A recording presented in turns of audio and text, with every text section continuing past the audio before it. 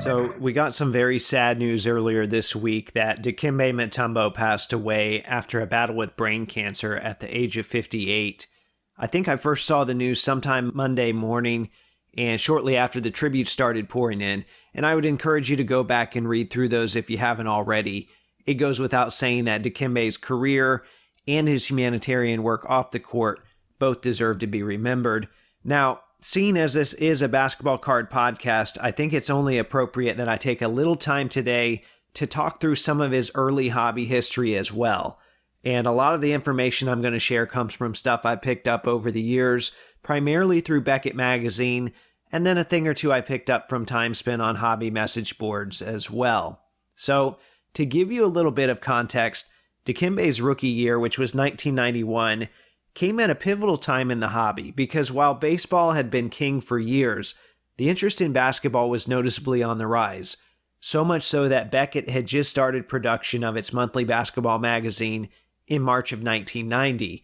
Michael Jordan was on that first cover, and he was really the main reason that things were on the rise. So you have to put yourself in the shoes of collectors from that time. Jordan rookies had jumped in value.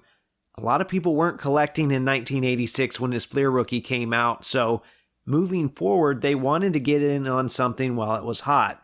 I mean, we see that today with Victor Wembanyama. We've seen it with rookies time and time again. So anyway, all the big-name rookies that came after that, like David Robinson in 1989, their cards were really hot. And that brings us to Dikembe's rookie year in 1991. And just know that that included some other rookies from that class like Larry Johnson as well. I'm not going to spend a lot of time talking about him right now, but he was a big deal too. Now, we didn't always get stuff instantly. So Dikembe's first card that came out, which was in the 1991-92 Classic Draft Pick set, that was a really hot card. And as an interesting little side note, you can pick that up on ComC right now for 63 cents.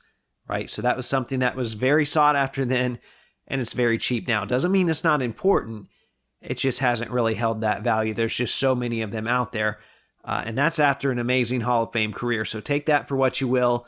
Maybe that'll give you some perspective surrounding the cards you're chasing today. But you can kind of track the Dikembe hype by looking through those early Beckett magazines. Because he was the cover athlete in January of 92. And then a May 1992 article labeled him the hottest thing going in the hobby this season. And I want to read the beginning of that piece real quick because I thought it was a lot of fun. The author is Theo Chin, and he wrote, quote, "Without a doubt, the hottest 1991-92 basketball card during the first half of the NBA season was Dikembe Mutombo's Upper Deck rookie card. His other rookie cards also sizzled. For proof, look at the hot list where Mutombo sits at the top spot after dethroning Michael Jordan in April, issue 21. Dikembe's Upper Deck rookie card already draws double-digit respect in many areas of the country, and some hobbyists think it'll eventually approach the status of David Robinson's 1989-1990 Hoops rookie card."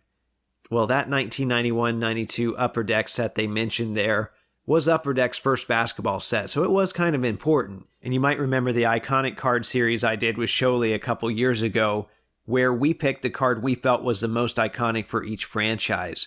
When the Nuggets came up, I actually picked Dikembe's Upper Deck rookie over Carmelo's exquisite RPA. And even though it's not worth much today, I felt like it was that big of a deal. It's a really important card.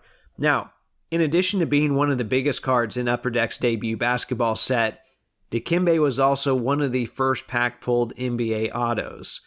And Chris, Publius13, when he was on, he talked a little about the 91-92 Upper Deck Jerry West autos. And not to be outdone, though, Fleer then embossed and packed out roughly 2,000 hand-signed cards of both Dominique Wilkins and rookie Dikembe Mutombo. You don't really hear much about these autos today, despite the fact that they were the first certified NBA autos of active players. There was a thread about the Mutombo autos on Blowout back in 2016. That was a little concerning, though. I'm going to read a couple of the main posts for you here real quick. Somebody came on there and said, "A little secret about the 91-92 Fleer Dikembe autograph cards. I used to be a ball boy team assistant for the Nuggets, and their equipment manager used to laugh about the time he signed almost all of Deke's Fleer cards. After getting back into collecting again, I thought it would be a fair warning to fellow collectors. So that was the first post. And then he later added, part of the story I left out was that every now and then I'd challenge him, the equipment manager, to sign that auto, and after all those years, he still could. I have no clue how much of Dikembe's stuff he signed, but it happened.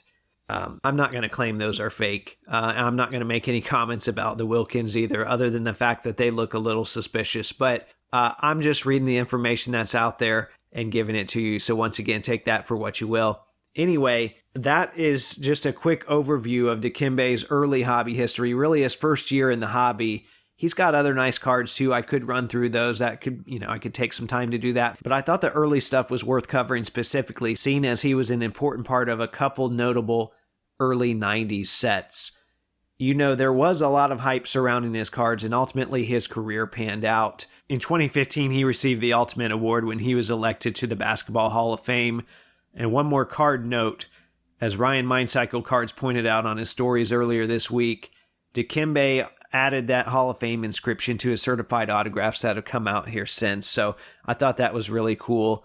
And I know everyone deals with death in different ways. If you're a person that goes the route of purchasing a card, hopefully I've given you some things to consider today. The rookies I mentioned earlier are still really cheap options.